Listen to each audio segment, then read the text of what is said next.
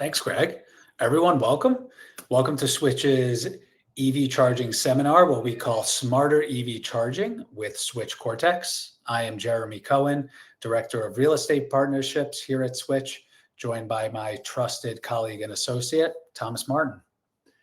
Hey, everybody. Thomas, coming to you from the solutions engineering side of Switch, so everything to do with the tech and how we get it into buildings. And Jeremy and I have put together some content for today's conversation to hopefully give you an insight to our experience in the EV charging business, as well as how we can pass along some tips and tricks on how to use the technology available to us to make for a competitive and successful project. Great.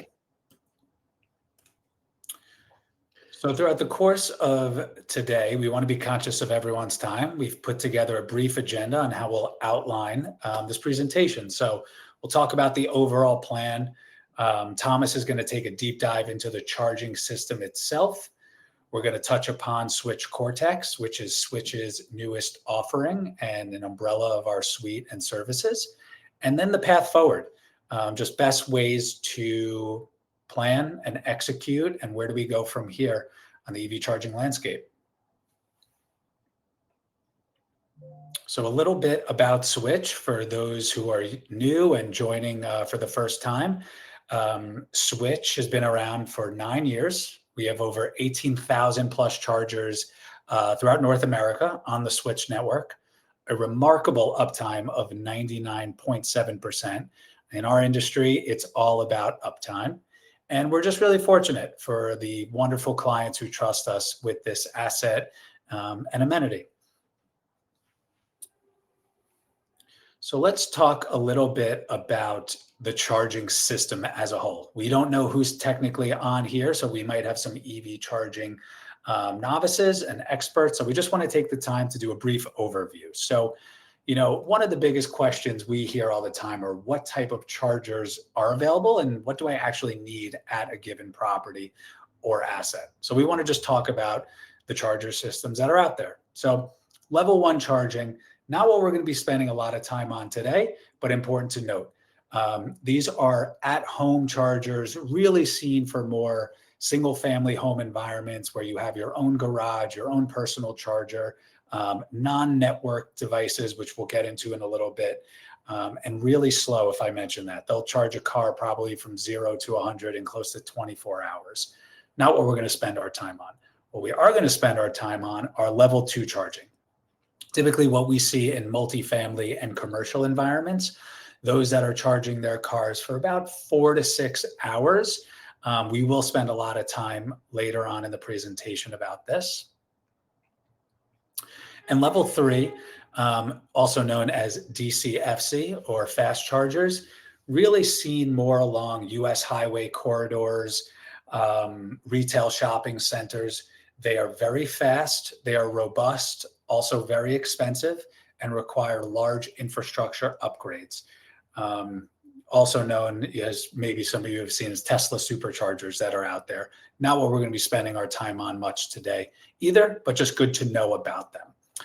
So one of the questions we get asked, and throughout the presentation, we wanted to pepper in questions that we typically hear and see in the field because it's applicable. So how many chargers should you install? Well, I think the way to back into that is kind of just going through statistics. So the stats are 53% of cars could be EVs by 2030. Also, engaging your tenants and residents is super helpful. Also understand what's going on at the parking lot level. So just gauging how many EVs do you have in your lot, asking tenants, do they have EVs? Are they likely to purchase EVs? Just that tenant engagement to also help you make better judgment as to how many you should install.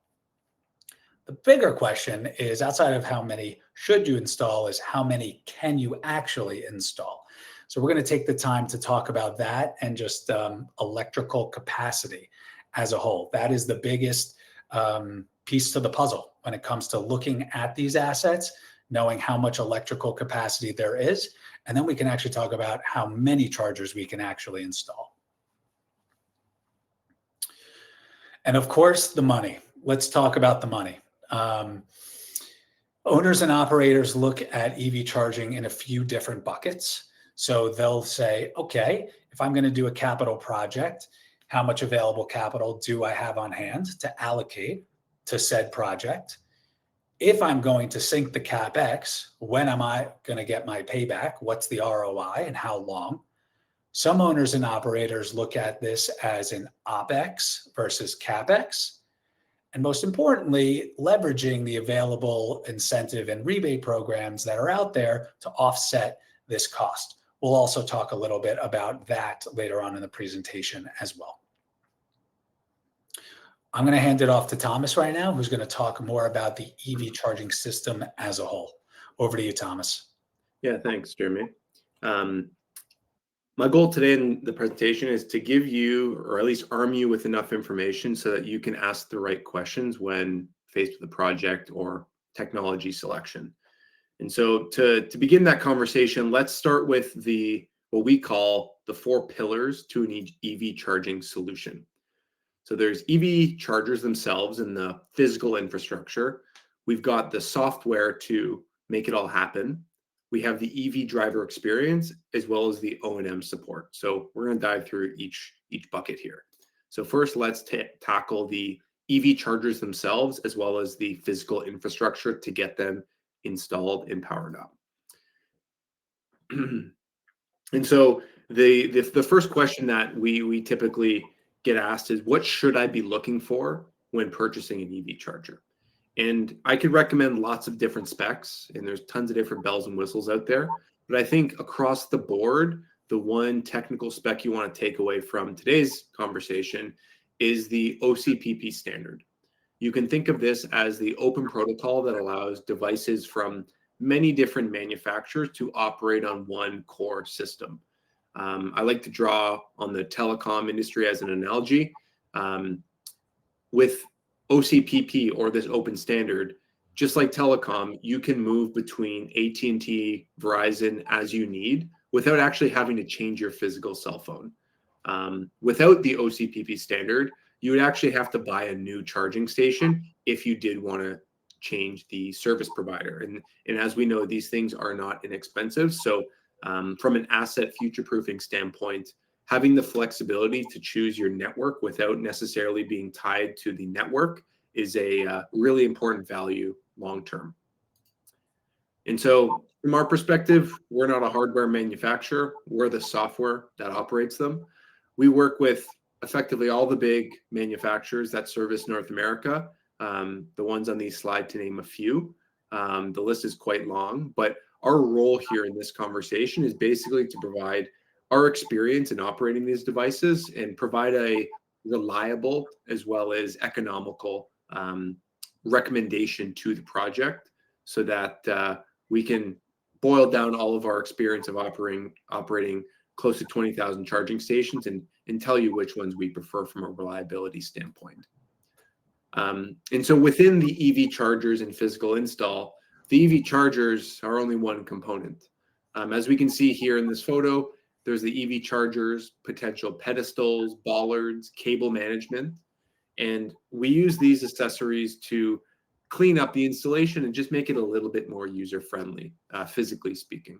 And so in this case, cable management in this photo is a great way to keep the cables neat and tidy versus letting it turn into, parking lot spaghetti long-term when after repeated use.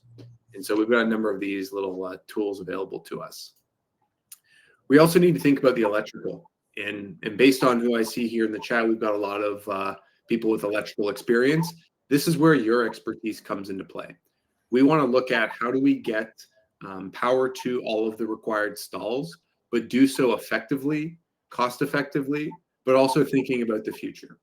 And when we get into the technology component in a second, I'm going to show you how we can balance those variables together.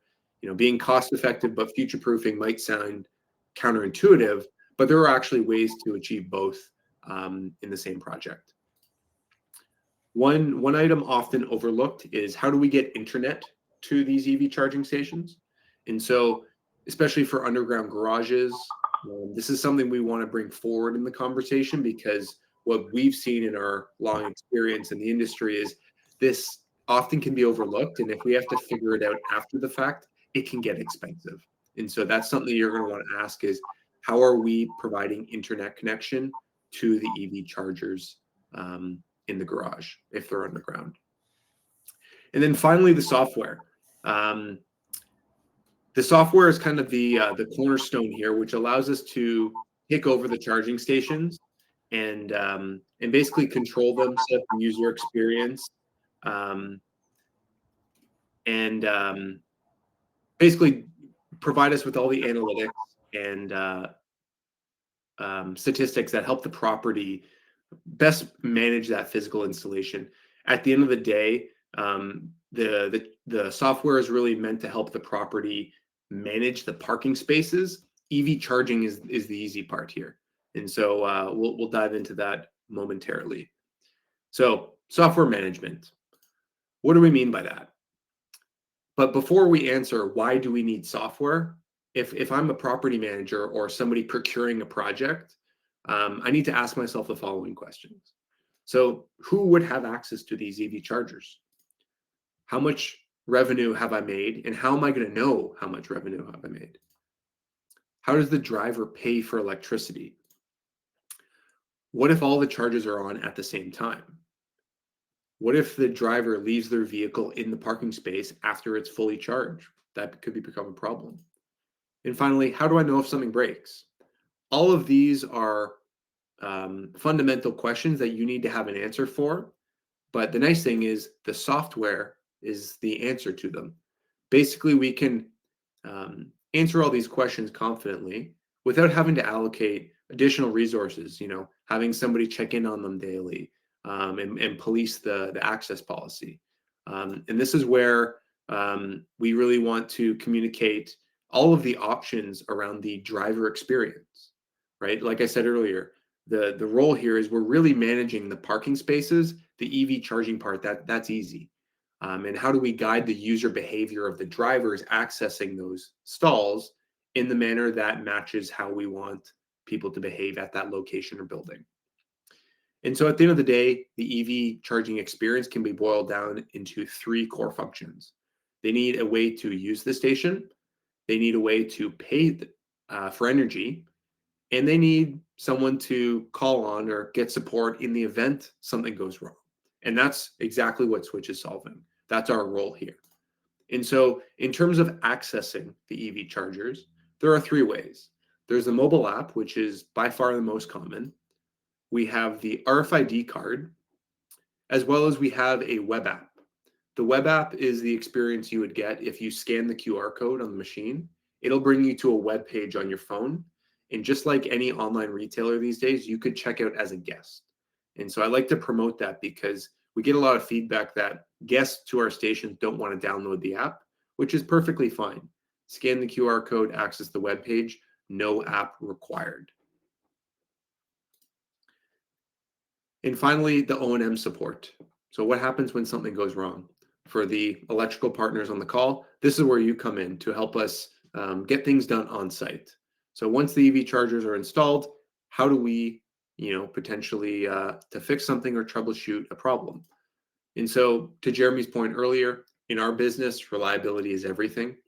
If you are relying on our stations regularly to fuel your vehicle to get you from point A to B, you need to trust that when you plug in that night, your vehicle is going to get fully charged, right?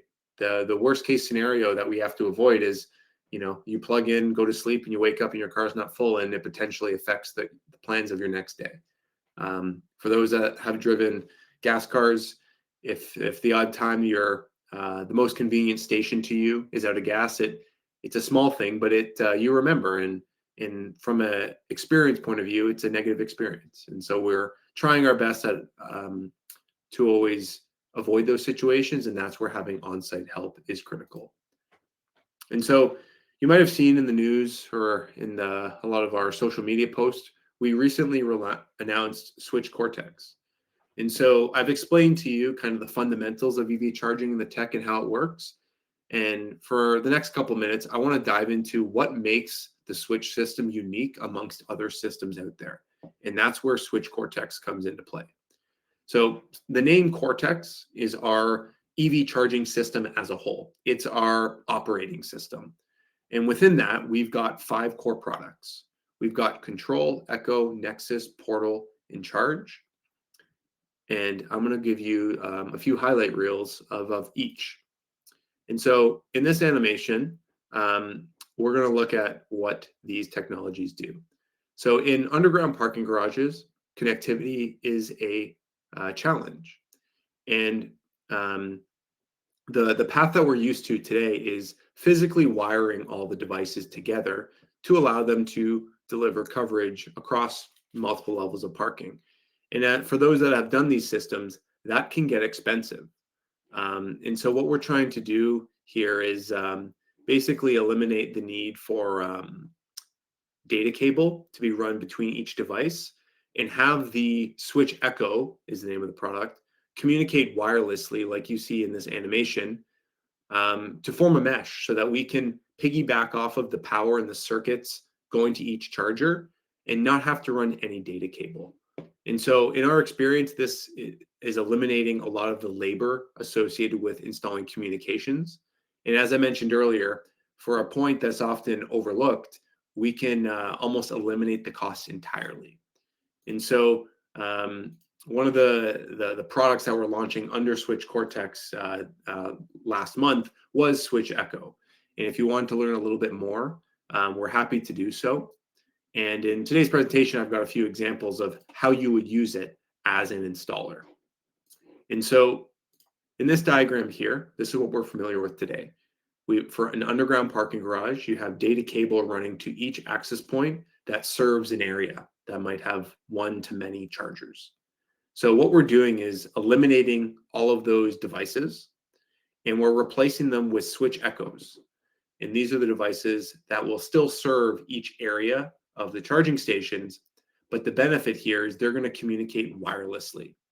And like I mentioned earlier, alleviating the need, the labor and material to run data cable throughout the garage is very, very time effective as well as cost savings.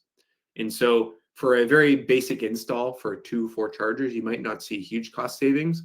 But as we see in the last couple of years, we're getting a lot of projects that are 40, 50 stations in a massive parking garage. And in those cases, Echo is saving tens of thousands of dollars on the communication side of things. And this is where we really see this project or this product shining. And so in terms of the specs, how do I know how to install these devices and make sure they all work once we power them up? This slide here is basically a summary of the spec that we want you to maintain, which is basically getting the signal down the ramp via line of sight. And then once it's in the first level of parking, we can travel horizontally about 1,000 feet, as well as vertically through 2 levels of concrete. And the benefit here is that you don't necessarily have to have full coverage of the garage. You only really need to deliver signal to the area of the EV chargers. A lot of positive feedback here, and for a lot of big garages that we're deploying this in, a lot of the electricians are saying, you know, that you were able to save us $10,000, $20,000 on this project by using this technology. So let's talk load management. Load management is the ability to detect how much energy the building is actively using, and then reallocating the spare capacity to the EV chargers that are requesting energy. And so the main benefit here is we're able to add EV chargers to existing buildings without having to install more capacity. And the reason we can do this is we can actively detect in real time when the building has excess capacity, and then that's when we're going to ramp up the charging stations and charge the vehicles. And so a product that you might be familiar with, Switch Control, that is our load management engine. It is UL recognized, or UL certified for that matter. And this is the way that we forego the need for infrastructure upgrades. If you've spoke to anybody at Switch, you might hear a lot of us saying we want to avoid that big infrastructure upgrade because it often deters the property from adding EV chargers to begin with. And so knowing that, we're trying to offload as much of the CapEx as we can to get chargers in the building so that we can promote, people making the change over to EVs. At the end of the day, if you live in a multi-tenant building, having reliable access to charging in the building is the cornerstone to electrifying your transportation needs. And so the situation we're ultimately trying to avoid here is that everyone comes to the building, whether it be a commercial or even a multi-res building, plugs in at the same time, and this also adds to the peak of the building. And this is where things get very expensive on the rate side of things, but also on the infrastructure. But for today's conversation, let's just talk infrastructure. And so this graph basically simulates what we would do is we would cap the EV charging when the building's going through its peak, but then we would redistribute that charge into the hours where we know there's spare capacity available to us. This is a bit of a textbook example, but you can easily see how every building would be different. But our system is designed that it'll figure it out and make a unique profile for every day that it operates. And so I see a question in the chat about the RF and data later. We're using 900 megahertz for the echo. And so this is a lower frequency than Wi-Fi. It can penetrate concrete fairly well. And we've had a lot of success with it, especially in taking the next step for uptime and communications in parking garages. And so speaking of uptime, I want to talk about how we achieve the next step of maintaining service in a building. And this is our third product under control, which is Switch Nexus. And so Switch Nexus is think of it as a little computer that we install in the building that takes over communications in the event we lose cellular connection for, minutes, hours, that type of thing. A storm rolls through or they cycle a cell tower. Switch Nexus is really going to be there to take over and bridge the gap and make sure the load management system stays operational in the event we lose connection. And so in terms of charging vehicles, the experience would remain unchanged to someone who's plugged in. It's really meant to achieve that next 0.5% of uptime for those scenarios where the offline charger would be a result of something out of our hands, like a cellular connection issue, for example. Switch Portal, something a lot of you might be used to today. It's our dashboard. We touched on this earlier, so I don't want to spend a lot of time, but this is basically where the building owner is going to sign in and configure the chargers to match the pricing, user behavior, as well as see data analytics for the chargers at their site or portfolio. Something new we are introducing on top of the three methods that I mentioned earlier is credit card readers. And so for a lot of public stations or guest spaces, just like parking, you want the most uniform payment method available to the drivers. And we recognize not everyone wants to use a mobile app. And so we've got the option to have a credit card kiosk at the site. And so hopefully this is a good way to add even more universal payment methods, whether it be your credit card or tapping your phone, just making that user experience a little bit more clean. And so Switch Charge is going to be continue to operate as is. We're always building new features, but under the user experience, we want to talk through what are some of the scenarios that could potentially make for a poor user experience and how do we address them? If you followed EV charging news, one of the topics of the industry for the last couple months has just been how do we address cable theft and vandalism? And so we spend a lot of time going down the path of how do we make the charging stations more robust? How do we potentially hide the cables after hours? And it became a very expensive problem quickly because custom hardware, as you know, can get expensive. That being said, we still have a number of solutions on the hardware side to make the stations less less theft proof. But what we're rolling out with SWTCH Cortex is what we call the anti-surveillance monitoring system. And this is a set of cameras that can be placed on a pedestal, on a wall, or wherever we need them to monitor the physical site. And they're going to detect when someone is in the vicinity of the charging stations. It's going to play a, very welcoming but appropriate audio to let the person know that, hey, this is an area monitored 24/7 for theft and vandalism. And something we're working on right now is the ability to detect when they are vandalizing the station or potentially cutting the cables versus just charging their vehicle. And so between the motion activated light and the detection of someone's presence in that particular area, we're hoping that this acts as a really good deterrence, especially for some of those higher volume locations, inner cities, where they may not necessarily be protected by a locked gate every night. If you're looking to know for more information, we've got plenty, and we got some cool case studies on how commercial users are making use of this technology. And so I'm going to hand it back to Jeremy. I want to be conscious of time here, just because I know everyone's, we're in the middle of everyone's day job. So Jeremy, why don't you maybe talk us through the EV charging landscape and what some of the incentive programs can do to help the project? Thanks, Thomas. And, for all of you listening, Thomas just peppered us with just so many golden nuggets of what's going on right there in the EV charging landscape. And I know he's happy to answer some questions later on. So the path forward, where do we go from here? We learned about the plan. We learned about the system. Now more about SWTCH Cortex.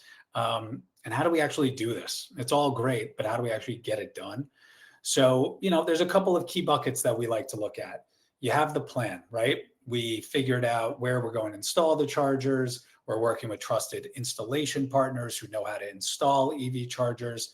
If you're an owner and operator, now you have a system to manage the chargers, monetize the chargers, put O&M on the chargers. So that way you have this working, trusted asset and amenity, at your building. On the next slide, it's pretty much me just telling you what you just heard right now. But just working with a trusted partner who just knows how to take you through this, because there's so many moving parts. There's so many parties involved. I joke it takes a village just to get a charger in the ground, but it's really true. So just understanding the go forward strategy and the steps to make it happen. And don't feel overwhelmed because we do this every day. But as I stated at the beginning of this presentation, the ways to reduce this infrastructure cost and the CapEx associated, with putting chargers in the ground are these generous incentive programs that are still available. Over here, we want to just give you a quick snapshot about the level 2 charging incentive programs that are pertaining to what we call multi-tenant properties and housing. So, by brief glance over here, you can see that California has just been the leader for so long.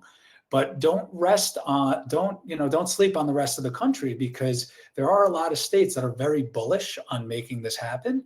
And the utility companies are still incentivizing and helping to offset a lot of that initial infrastructure cost.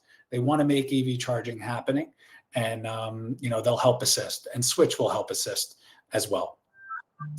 The next slide here, you have the alternative fuel vehicle refueling property tax credit, an absolute mouthful, also known as the 30C. This is an interesting one. This was a federal incentive through the Biden-Harris administration. Currently under the new administration with the Trump-Vance administration, this is still under review. And we're figuring out where the current incentives lie with it and the potential plan forward with it. But basically, it would allow owners and operators a 30% tax credit or up to $100,000 per property for the infrastructure. And that was all based off of census tracts. So where your property lies, given a given zip code, could be the potential of where they would allocate some of that capital. So to kind of wrap everything up in a bow, work with someone who knows EV charging, work with a contractor who knows how to install. As Thomas mentioned, don't just think about today, think about tomorrow. We have the plan and the opportunity to future-proof. And, if the utility company is offering free money to make it happen, grab the money and install not just for today, for tomorrow to offset that cost. Because if you're at a property that you are seeing a huge uptick in EV charging, likely so that there will be more in the future. So, don't sleep on today, think about tomorrow. It's super important. As the software will do, manage these chargers, monetize these chargers, engage the tenants, tell them how to work with the chargers and the software. And we're also happy to help. But most importantly, have a handle on them, whether it's at a given property or across entire portfolio, glean insights from what these stations are doing. And as Thomas touched upon earlier, you've invested capital in these assets. Make sure that they're protected. There's warranty packages that are out there for hardware providers. We also offer ongoing care packages, which is O&M support through our trusted install partners. Just know and want that these chargers are always working. Most importantly, uptime is of the most importance. And that's really it. We wanted to make sure we had enough time to answer some questions. As Thomas said, this is smack in the middle of everyone's day, so we really appreciate you guys tuning in. We've seen the chat blow up, so let's make sure we answer some of these questions here. Let's see. I see Greg coming back on. Wow. Hey, team. This guy woke up from his nap early, so I just thought to come say hi, and that you guys can totally go through the questions in the chat. Let's do it. Everyone's in here, but yeah, great conversation. All right. So I'll take the first one, Jeremy. How does the Cortex system comply with Canadian electrical code load requirements, understanding capabilities? The way we do that is we actually put CT clamps on the panel, and that reads us the real-time amperage of the panel. So it could be EV chargers, it could be non-EV chargers. We're able to ingest that and just know if it's, let's say, a 200 amp panel, for example, we've got X amps available to us that we can give to EV charging. And so let's say a load turns on, we throttle back. Going back to that UL certification for switch control previously, it's certified under automated electrical controls, as many other building energy systems are. And so it's something we're doing today. We've got, hundreds of buildings with it. And our job here on the solution side of Switch is basically to set you up as the electrician with the electrical license on how to use the product, as well as how to get it certified by the inspection body. And so you've got some resources here to tap into to walk the project down the line. Great. I see from Arthur had a great question. If a city has a limit on how much power a site can have, would this load balancing allow us to get more powerful chargers in a site with limited capacity? Asking in regards to getting city permits. Yeah, I guess there's a number of ways you can do it there, Arthur. You could put in higher powered stations, but the power available to you across the building would be fixed, or at least would change depending on the demand of the building. But you're right. By having that adjustable capacity based on the sensors, it does allow you to have more power for charging, whether that's in the form of faster stations or more stations. And so you got a few variables to play with there, but short answer is yes. You can definitely use that technology to satisfy some of those permits. Agnes had a great one. Do you have a membership program for customers traveling nationwide to build loyalty? Yeah. Most of our projects are in places where people spend a lot of time, not necessarily on major highway corridors. So although we may not have a loyalty program, we do have a number of ways that you could have special pricing for the tenants in the building. So let's say you want to have tenants with a special rate and members of the public with another, you can have that. We do a case, a big tech company in the Palo Alto area. I'm not going to name it, but it rhymes with Google. If you're a VP there, you get free charging, and if you're below that, you have to pay. So we use a lot of those examples to just show how access control based on the individual can allow you to set up different rates, given the context of the property. And yeah, that kind of stems into Rodney's question in terms of time of use rates, dates, and times. So like I mentioned, access control on the user level, we can configure it a number of ways, but also in the rate that you pay. We can do it based on time, energy, change throughout the day. We can also do idle fees depending on whether that vehicle is fully charged or not. There's a lot of cases where properties don't want to penalize people if their car is actively charging. But once it's full, that's when we want to free up that space and make it available for the next person. So our system knows, when Jeremy's car is full, we give them usually a 20-minute grace period. And then after that, we bill them by the minute to at a higher rate so that there's a financial incentive to free up that asset for the next person. And then Rodney, good question. We can suspend that overnight. So let's say after 10 p.m., we don't want to have a loitering fee. We can do that because, people are sleeping. We don't want to have them get up at 2 a.m. to move their car.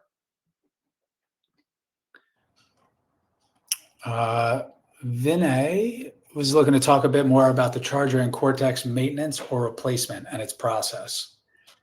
Yeah, maintenance is fairly standard for a lot of level 2s. A lot of what we do is just cable replacements. And if it's not a cable, we usually just replace the whole unit. But you need an electrician to do that.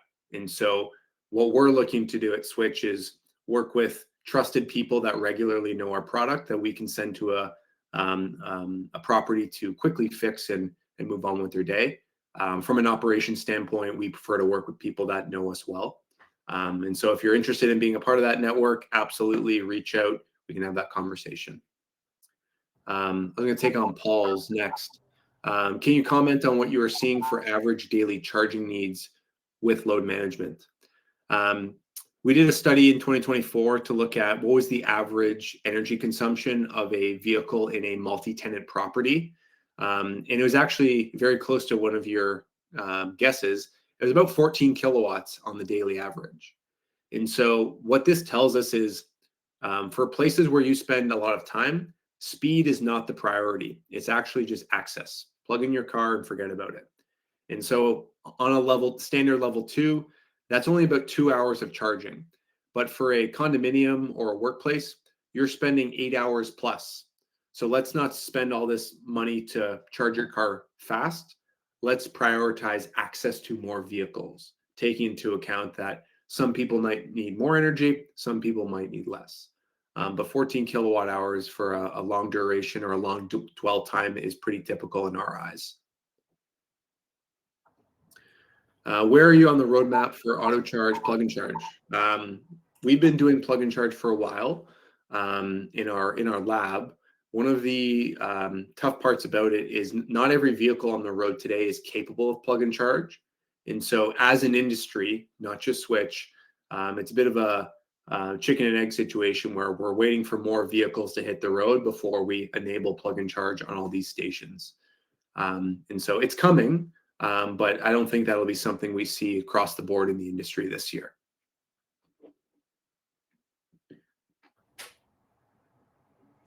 Arthur, load balancing and the electrical code. If I have a 200 amp capacity, can we install 400 amps of chargers? Yes, and that is code compliant. We just need to show the inspector all of the different safety fallback systems in case the system breaks. And so they're looking to basically ask Switch, okay, your load balancing is great. What happens if it fails? I want to make sure that the building and the people are safe. We've got all the settings and fallbacks in place so that it meets the electrical code. Happy to elaborate more. I'm just trying to be conscious of time here today. Been a lot of rapid fire, but I think that's all of our questions today. If you do want to continue the conversation, Jeremy and I are more than happy to have that conversation, whether it's with us or one of our local reps in your territory. I know we're talking across North America here. So I think in terms of the webinar, I think we can probably call it at that. Thanks everybody for joining. And hopefully you have a few key takeaways from our presentation. And if you're looking to learn more, let us know. Thanks, everyone. Enjoy your days.